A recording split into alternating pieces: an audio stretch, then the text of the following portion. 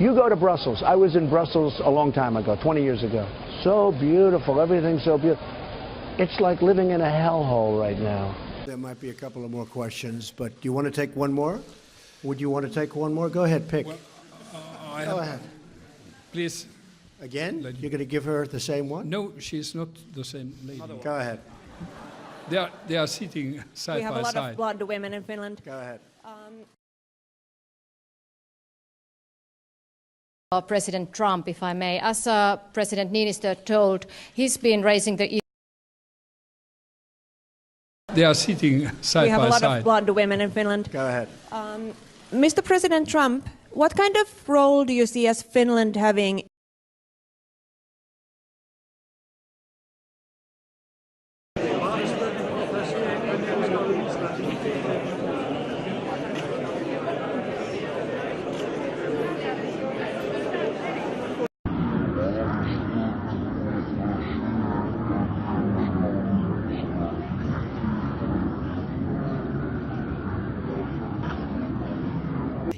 You know what uranium is, right? It's a thing called nuclear weapons and other things. Like lots of things are done with uranium, including some bad things.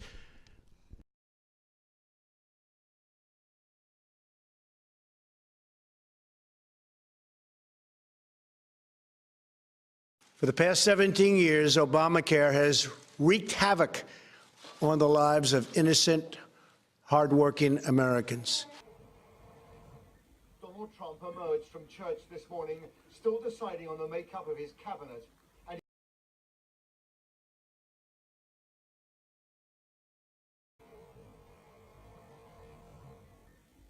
Donald Trump emerged from church this morning,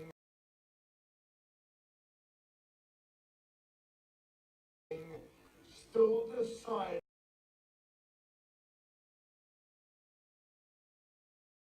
on the makeup of his cabinet, and he's...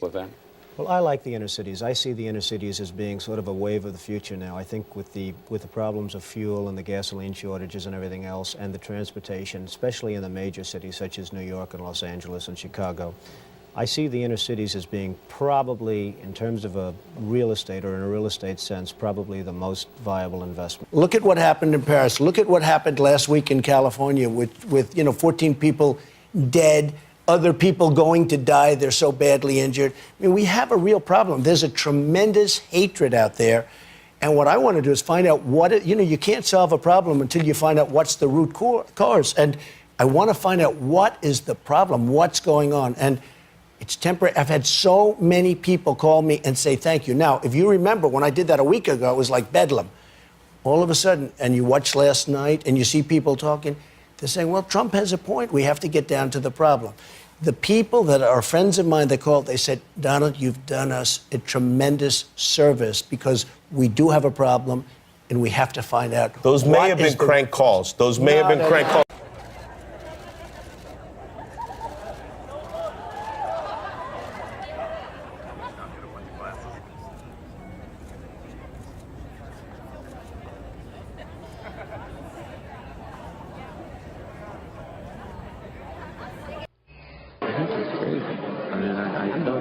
I don't say that lightly and as a kind of, a goofy guy.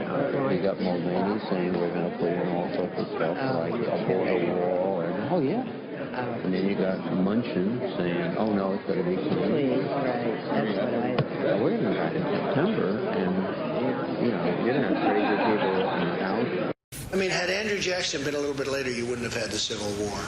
People don't ask that question. But why was there the Civil War? Why could that one not have been worked out? Douglas Brinkley framed it, quote, this way. It seems to be among the most bizarre recent 24 hours in American presidential history.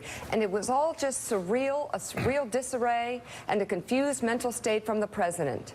Joe, you were equally perplexed, tweeting, though it seems impossible, this is getting worse by the day. Is the president spinning even more out of control? Teach them We, of course, can ask you the easy question about Andrew Jackson. Obviously, he was wrong about Andrew Jackson and the Civil War by a matter of about 15 years. I want to ask you the more difficult question. Do you follow Douglas Brinkley in your assessment that the President of the United States certainly over the past 48 hours has appeared to have a, quote, confused mental state? Yeah, but he started, but nobody has asked this question before, but why did we even have a civil war? My mother's had dementia for 10 years. That sounds like the sort of thing my mother would say today. How did he keep us safe when the World Trade Center came down? The world, excuse me, I lost hundreds of friends. Okay, now here's the truth. It was not hundreds. The next day, 12 hours later on Meet the Press, he reduced the hundreds to he lost many, many friends. The truth is he lost zero. Donald Trump did not attend a single 9/11 funeral.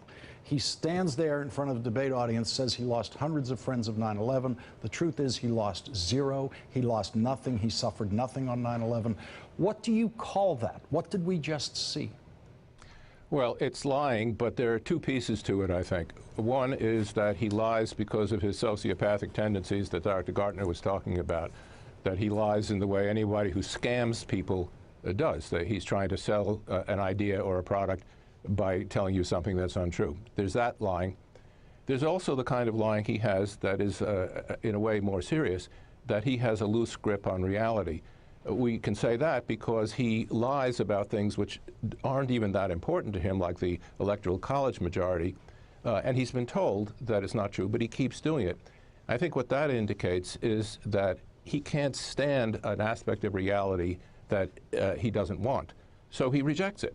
His grasp of reality and his attention to reality is loose, an extremely dangerous trait in a president. Actually makes him unqualified. And John Gartner, I mean, it's a matter